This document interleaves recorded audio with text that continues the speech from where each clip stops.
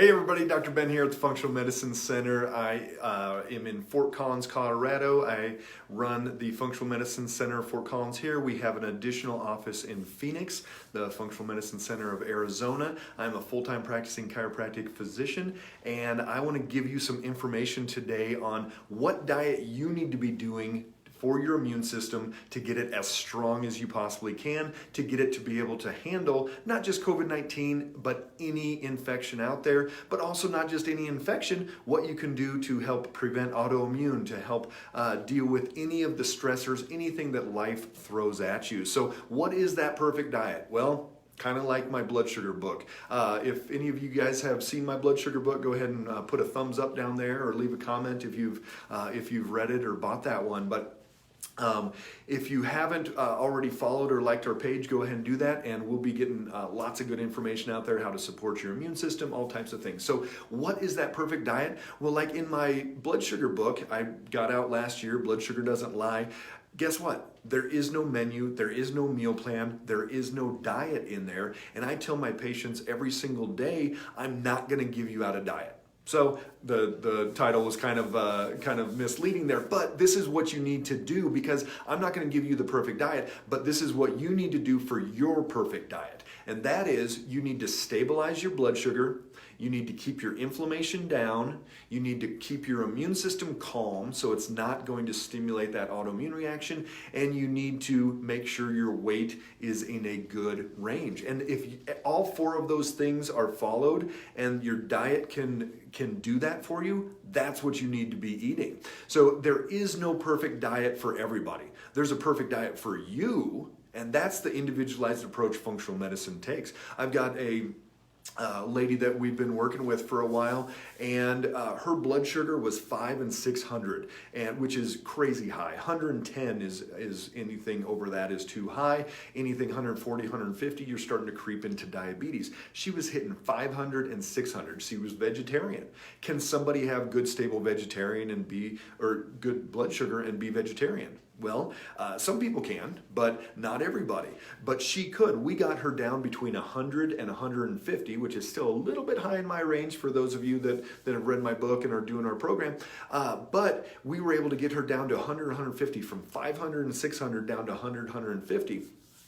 Still being vegetarian, and we figured out she needs a little bit more nuts. She needs a little bit more fat, a little bit more things than she was doing, and a little bit less grains. And she could still do it and be vegetarian. Some people they can't. Some people being vegetarian, they just cannot get their blood sugar stabilized. So we've got to add in a few other things to that. Some people want to be mostly keto or paleo or whatever, but they actually need a little bit more carb, or they need a little bit more nutrients on another side than they're normally getting. So it really is this individualized approach. So blood sugar, 85 to 110 is where we need to keep that blood sugar. I've got tons of videos on Facebook and YouTube. You can listen to more of those.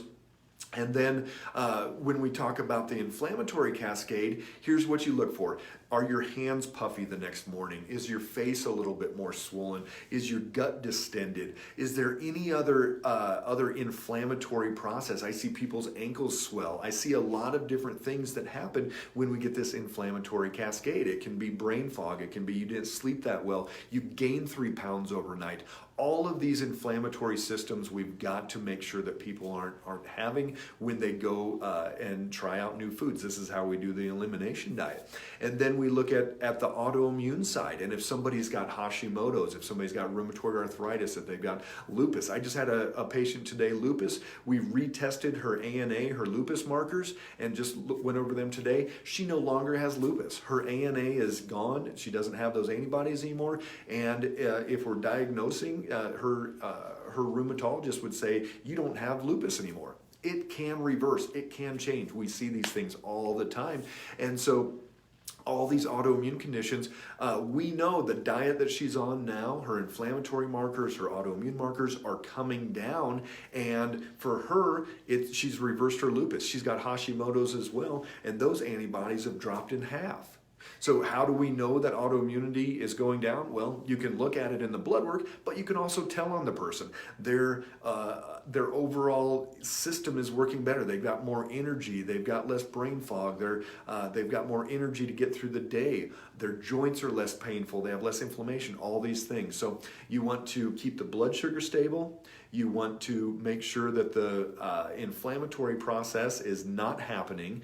You want to make sure that the autoimmune is not getting revved up. And then people's weight. Somebody may never get back to their high school weight, but I was just talking to a 65-year-old lady. She's out eastern Colorado, and she's down 30 pounds. And I asked if she's going to wear her bikini this summer.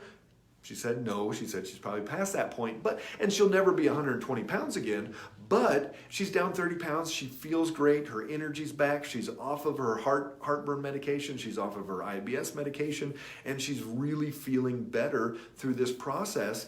And for her, she knows what to eat now. She said, "Oh, I dip my apple and almond butter sometimes if I need a snack, or I do carrots and avocado." And she knows all these things that are keeping her body stabilized and knows what to eat through that process. So she may never be that ideal body weight, but that's one of the markers. If she goes up 4 pounds, 5 pounds, 8 pounds, 3 pounds, she knows she's probably doing something wrong at that point. And so she's going to use that as another indicator. So we've got to get our bodies into that right balance. There is no perfect diet for everybody, but there is a perfect diet for you. So make sure you're paying attention to what your body is telling you. Get your body healthy. And when we're talking about immune system and strengthening that immune system to be able to handle COVID-19 or anything else out there, you've got to be consistent. Remember, we've talked about that blood sugar spiking up, decreases immune response. We've talked about